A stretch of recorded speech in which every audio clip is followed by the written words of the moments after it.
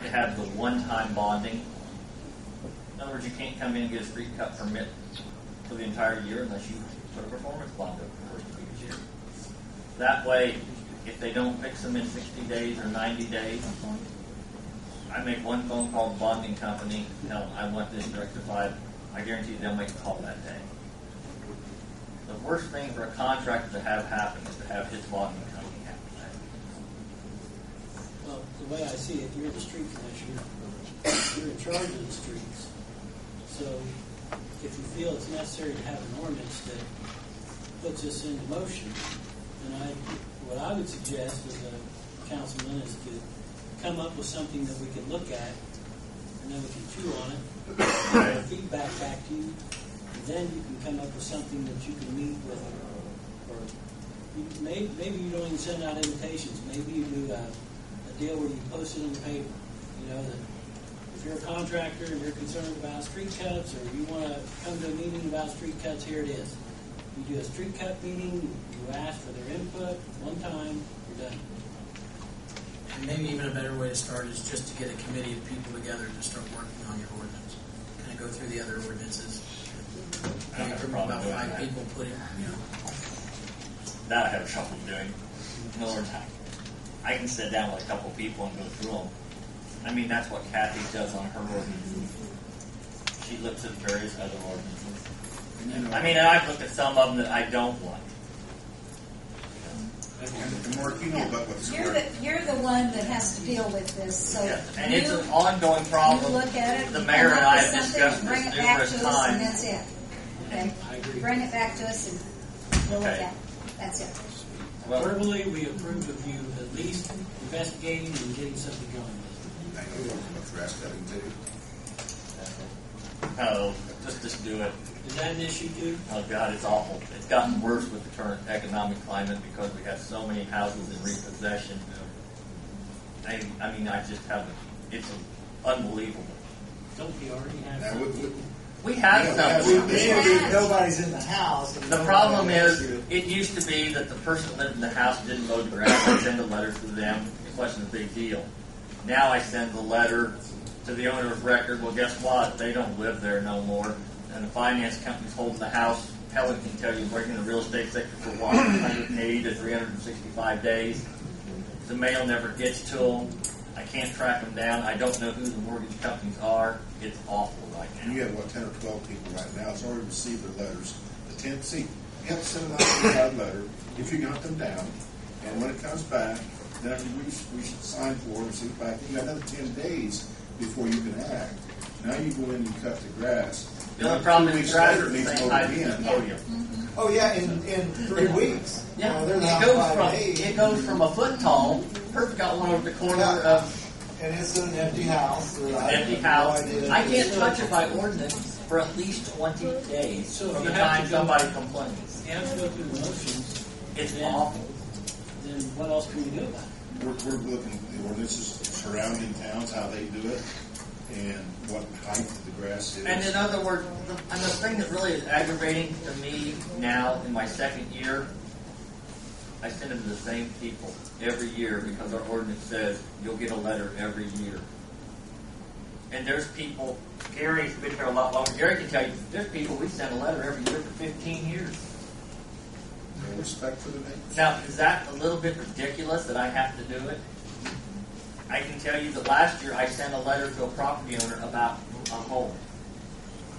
He took care of it after the registered letter came. It wasn't but a day or two later I got a phone call from a neighbor of another property this individual owned. I thought, maybe I can circumvent the 20 days of all the red tape.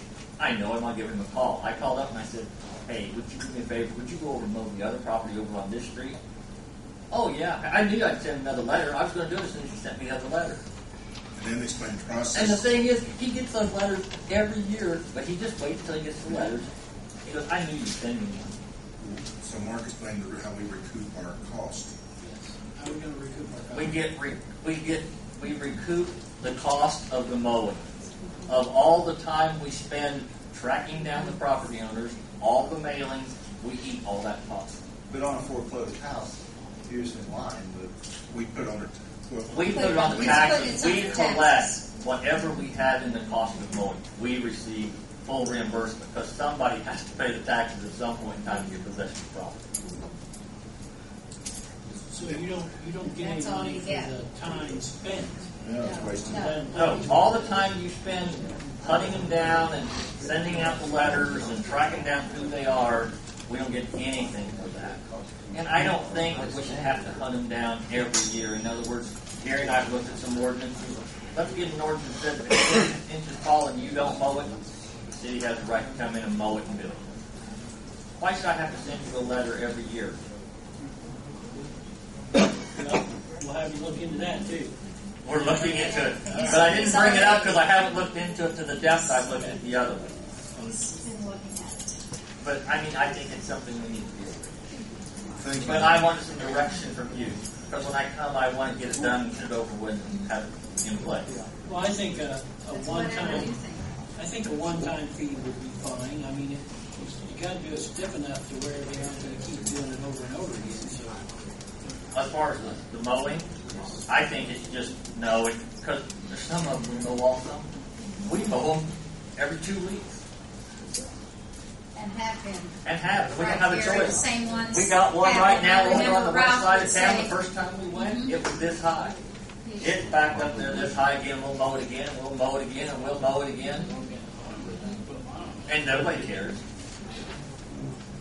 And really, Spend half the the time financial on those. institution that has possession of the property, they don't care because they know that when Bill Wenning buys that house, guess what? They just tack it on. Bill Wenning pays for it and closes it. They don't care how many. But it will happen. In other words, eventually they'll sell it for a loss. In other words, they're trying to recover what they're owed on. And When if it they gets to a don't, certain point, and they say, well, They keep I got buying. 80 in the house and somebody offered me 60, they'll cut it and take their losses and take the beating. But all of the tax liens get tacked on at the closing and those people end up paying. exactly. They don't realize it, but they end up paying. And it's a shock to them. A lot of times they get to the closing, they see the settlement sheet, and they're like, what is that? Oh, well, that's all the back taxes. They don't tell them. That's also the fact that we didn't take care of the property for 2 years and the city did. I'd say just come up with something that you think is feasible enough to stop it in the bud, and then we'll look at it. Just when we look at the street cuts thing, and then we'll go. I get the gentleman over here on the table to give us some input. I value his opinion. He's great. Okay, anything else? That's it. All right, thank you, Mark. Next on the agenda is tax abatements. The Tax Abatement Committee, Councilman Gardner and Wenning and myself have reviewed these. There are 18 of them from Valio, one from MyTech Steel, and one from STI. And they are not new. They're not SB1s. They're CF1 renewals. And I think it's fair to say that the majority of them are quickly running out as far as they only have Many maybe of these 2 abatements, yeah. years, 1 year. 1, 2, maybe 3 years on 10 years. They're winding down. So there isn't much left on it. And are they in 100% compliance? I I can't say they are, but for the economic situation, they're in there as close as they can be, as close to compliance as possible. He came up with over here last year.